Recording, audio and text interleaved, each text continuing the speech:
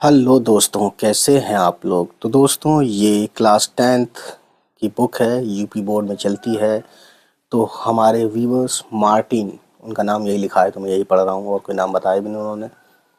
तो मार्टिन ने हमसे ये पूछा है दोस्तों कि ये जो हाल ही की, उन्होंने कहा था हाल ही की गज़ल, तो ये नज़म में आता है। अब हाल ही का मुझे यही मिला, अगर गज़ल होगी तो गज़ल भी लाएंगे। तो इसके बारे में उन्होंने कहा था कि वीडियो बनाइए, समझाइए। ठीक है। तो बहरहाल ये है दुनिया। ठीक है, दुनिया, और ये लिखा है मुनाजाते बेवा। तो पहले देखते हैं मुनाजाते। मुनाजात का मतलब होता है दोस्तों कि अपनी निजात, अपनी एक तरह से रिहाई के लिए के वास्ते खुदा की दरगाह में, है ना, उसको सामने या उसके सामने हाजिर होकर इस तरह दुआ करना कि जिस तरह सामने बैठकर हम बातें करते हैं। या फिर ये समझ लीजिए कि वो ऐसी नज़्म, मुनाजात बोलते हैं ऐसी नज़्म जिसमें खुदा की तारीफ़ भी हो और अपनी बेकसी मजबूरी का इजहार के साथ, है ना, इस तरह से हम बात करें कि हम अपने मतलब गुनाहों की सज़ा को माफ़ करवाना चाहते हैं, अपनी निजात चाहते हैं। ठीक है।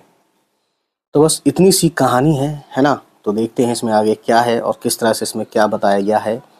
तो शायर का नाम हाली है ना। चलिए देखते हैं इसमें। आए इज़्ज़त और अज़मत वाले, रहमत और अदालत वाले। तो यहाँ पे इज़्ज़त और अज़मत वाले यानी शान और शौकत वाले, इज़्ज़त वाले, खुदा की तरफ इशारा है, खुदा से कहा जा रहा है। ठीक है। और ये नज़्म भी मैंने बताया, इसका मतलब मुनाजात है ये। तो खुदा की तारीफ़ करते हुए उसको रहमत वाला और अदालत यानी कि इंसाफ करने वाला, क्योंकि अदालत का मतलब होता है इंसाफ, इंसाफ करने की जगह। ठीक है। या ऐसी जगह जहाँ इंसाफ होता हो। तो अदालत आइन से है, ये इस अरबिक वर्ड से लिया गया है। ठीक है। कानून भी अरबिक वर्ड है। तो आपने देखा होगा अदालती कार्रवाई में बहुत से वर्ड्स अरबिक यानी उर्दू में बोले जाते हैं। तो वो इसीलिए बोले जाते हैं क्योंकि ये सब वर्ड ज़्यादातर अरबिक से लिए गए हैं दोस्तों।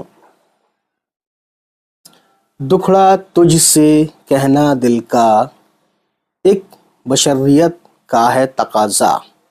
ये कहते हैं कि बशरियत का मतलब होता है आदमियत, यानी एक आदमी की जो है दुहाई है, एक डिमांड है आपसे, खुदा से, कि अपना अपने दुखड़ा जो है दिल का तुझी से कहते हैं। दिल पर है जब बर्छी चलती। बर्छी एक तरह से हथियार का नाम है ना, जो पुराने ज़माने में लोग मारते थे, करते थे, जो भी शिकार करते थे उसमें भी बर्छी का यूज़ करते थे, है ना। भाला टाइप का शायद होता था, समथिंग लाइक। तो कहते हैं कि दिल पर है जब बर्छी चलती, आह कलेजे से है निकलती।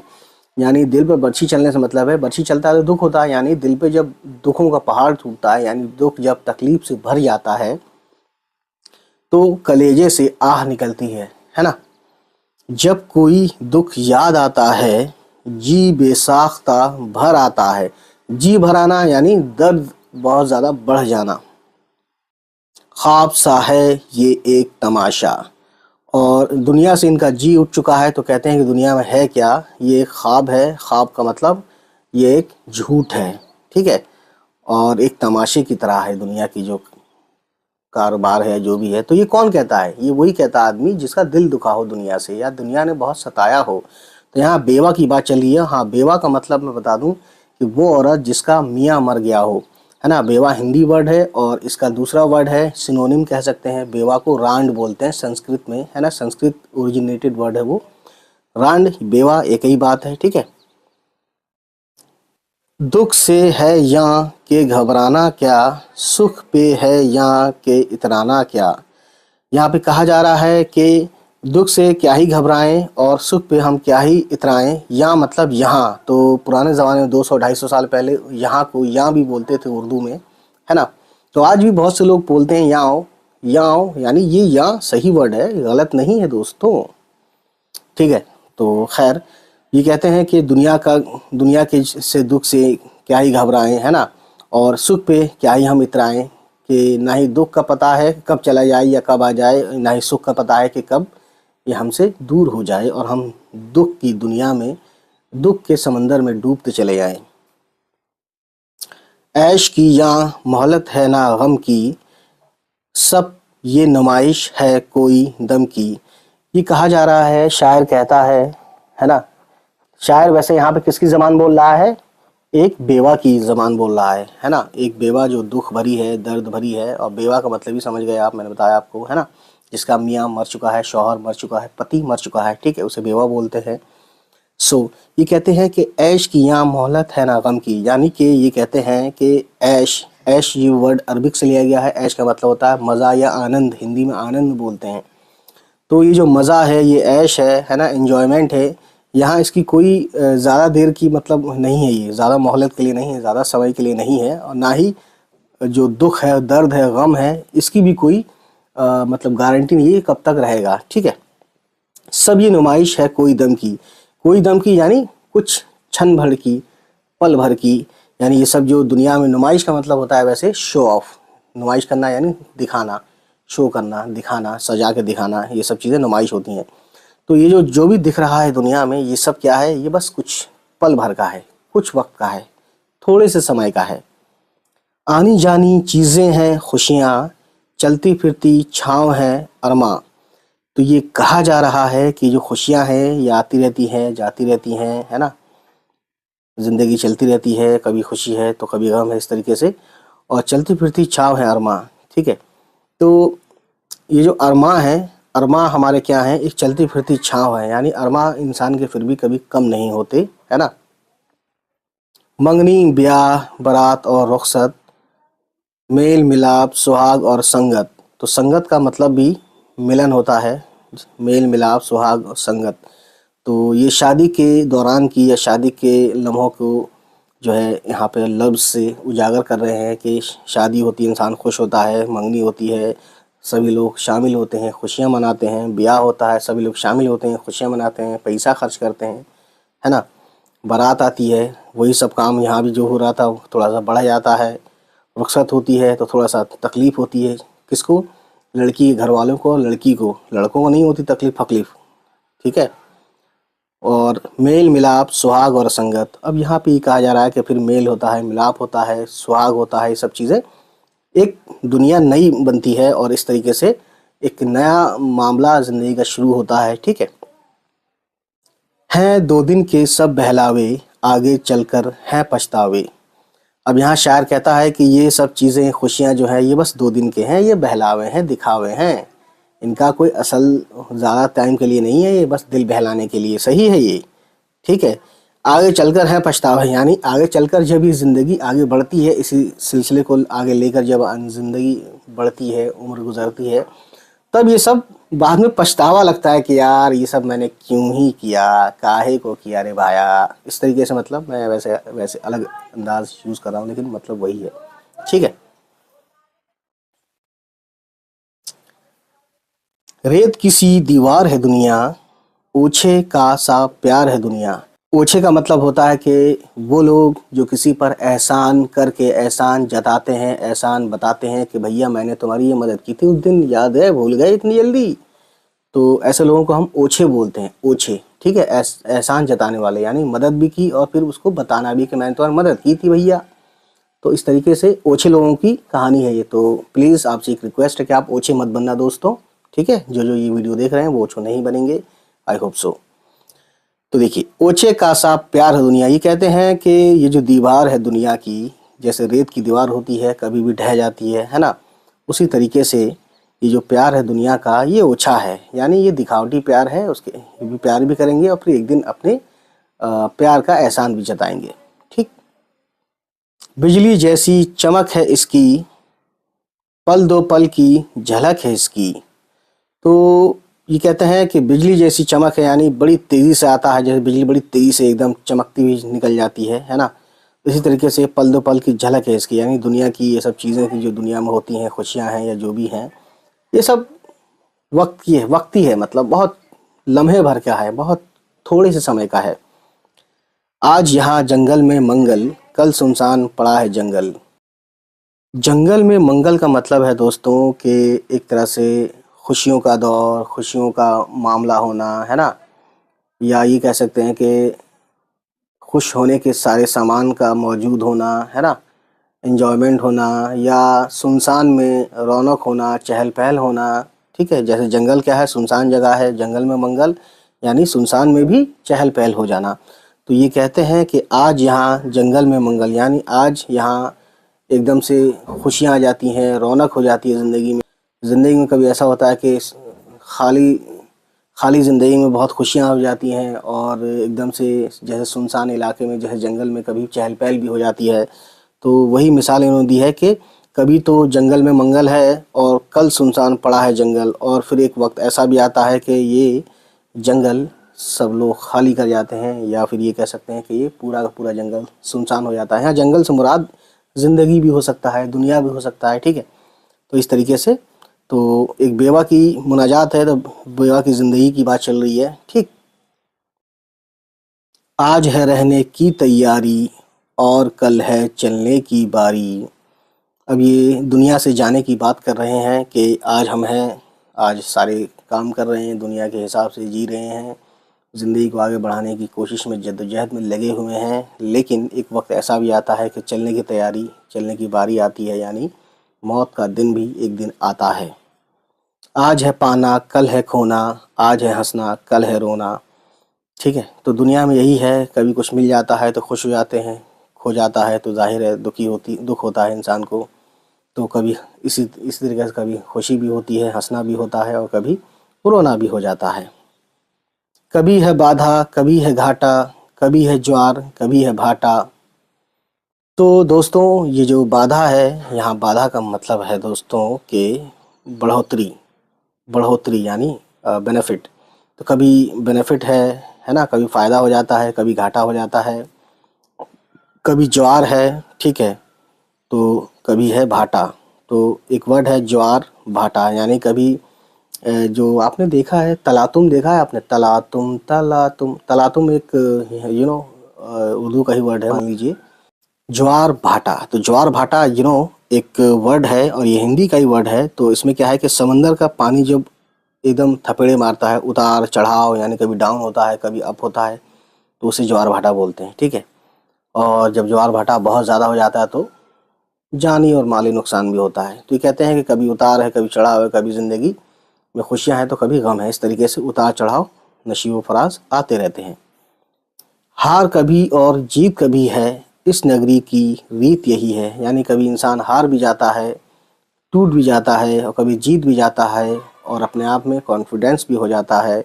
तो ये कहते हैं कि इस नगरी की रीत यही है, यानी दुनिया की जो है यही रीति रिवाज है, यही दुनिया का चाल चलन है, यही ज़िंदगी का शेवा है। साथ सुहाग और सोग है यहाँ का, नाव का सा संजोग है यहाँ का। ये कहते हैं कि सुहाग के साथ भी है और सोग है यहाँ का, यानी सोग भी है, यानी ज़िंदगी में, यहाँ का मतलब दुनिया में, ज़िंदगी में कभी सुहाग भी है साथ में तो कभी सुहाग नहीं है, तो सोग है, परेशानी है, दुख है, दर्द है। नाव का सा संजोग है यहाँ का, यहाँ मतलब यह है कि नाव का सा संजोग मतलब कि अचानक ही कोई मिलता है और मिलके फिर एक्सीडेंटली मिलता है और मिलके बिछड़ जाता है। यहाँ पे संजोग से मतलब है दोस्तों कि इत्तेफाक है, ठीक है, इत्तफाकन, यानी जो एक्सीडेंटली कुछ भी हो सकता है। खुशी में गम यहाँ मिला हुआ है, अमृत में विष घुला हुआ है। विष या विष, विष को विष भी बोलते हैं, हिंदी वर्ड है ये। तो अमृत यानी ऐसा पानी, ऐसी पीने की चीज़ जिससे ज़िंदगी बढ़ जाए या ज़िंदगी एकदम कभी ख़त्म ना हो। कहते हैं कि अमृत में विष घुला हुआ है, यानी ज़िंदगी के पीने, ज़िंदगी बचाने की चीज़ में क्या है कि जहर मिला हुआ है, जहर, ठीक है। तो ये कहते हैं कि कभी खुशी है कभी गम मिला हुआ है। तो इस तरीके से क्या है, ज़िंदगी में क्या है, अमृत में विष घुला हुआ है, ठीक है, यानी जहर मिला हुआ है अमृत में। सैर को जो भी इसमें आए, यानी सैर को, सैर सपाटे को, तफरीह करने को जो भी आते हैं, यानी दुनिया में जो भी आते हैं, देख के फल को हाथ लगाएं, और जो फल को देकर जो हाथ लगाते हैं, ठीक है, यहाँ हर फल इंद्रायण का है। यहाँ इंद्रायण से मतलब है यहाँ मतलब यहाँ, हर फल इंद्रायण का है। यहाँ इंद्रायण से मतलब है ये वर्ड एक बहुत कड़वा फल होता है, ठीक है। देखने से चखने में बुरा है, यानी जितना देखने में अच्छा नहीं है उससे ज़्यादा बुरा है ये चखने में, ठीक है। देखने में अच्छा है, देखने से चखने में बुरा है, यानी देखने में ठीक है लेकिन चखने में बुरा है, जहरीला भी हो सकता है, ठीक है। बुरा से मतलब जो बुरा है वो जहरीला भी हो सकता है, जहरीला बुरा ही होता है, ठीक है। ऐश जिन्होंने सदा उड़ाए, वो भी हैं आखिर को पछताए। तो ये कहते हैं कि जिन लोगों ने कभी खुशियों में ज़िंदगी काटी है, उनको एक दिन पछताना भी पड़ता है, या जिस वजह से इंसान को कभी खुशी होती है, उसी वजह से उसको किसी न किसी दिन पछतावा होता है, तकलीफ होती है, दुख होता है। ठीक, बहरहाल अपनी तरफ से जो मुझसे हो सका सो मैंने आपके सामने सारी बात रख दी दोस्तों। और देख लेते हैं कुछ ख़ास बातें इसमें। ये वर्ड ये क्या है, एक तरह से जब भी आप कहेंगे ना कि इस नज़्म की मुनाजात बेवा की आप तशरीह कीजिए, तो देखिए यही वाला पोर्शन आप पढ़िएगा। तो इसको भी देख लेते हैं, बहुत ज़रूरी है ना।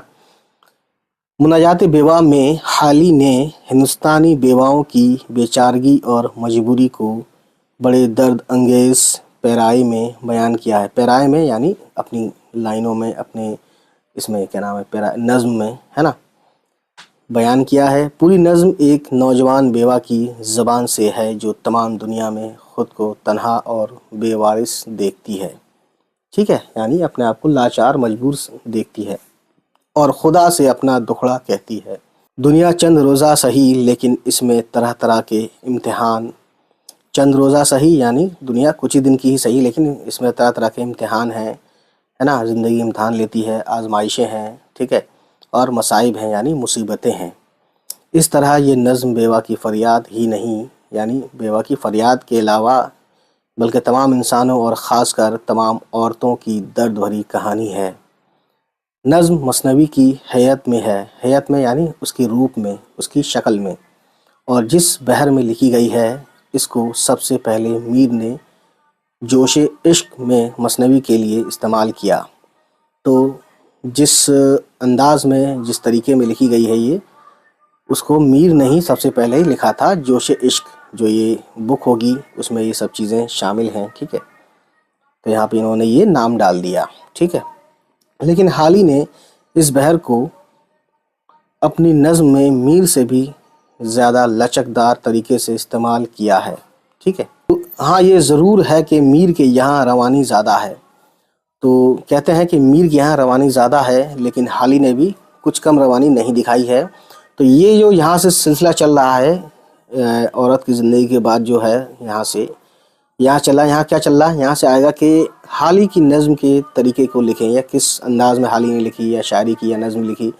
तो यहाँ से आप यहाँ तक लिख सकते हैं, ठीक है। हाली ने रवानी की कमी को लचकदार आहंग बोलते हैं मेल मिलाप के ज़रिए पूरा किया है।